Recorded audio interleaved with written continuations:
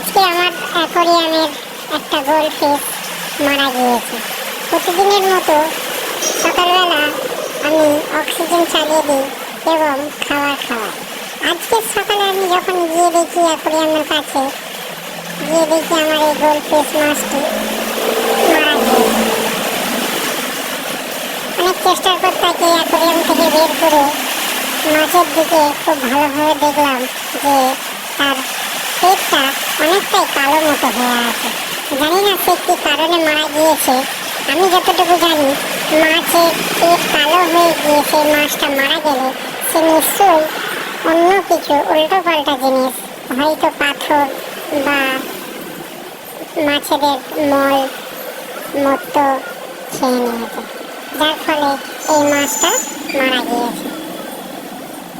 তোমরা যদি এই মাছের ব্যাপারে কি জানো, কি কারণে মারা গিয়েছে, তাহলে কমেন্ট বক্সে অবশ্যই কমেন্ট করবে এবং আমার ভিডিওটাকে ভালো লাগলে সাবস্ক্রাইব করবে এবং শেয়ার করবে।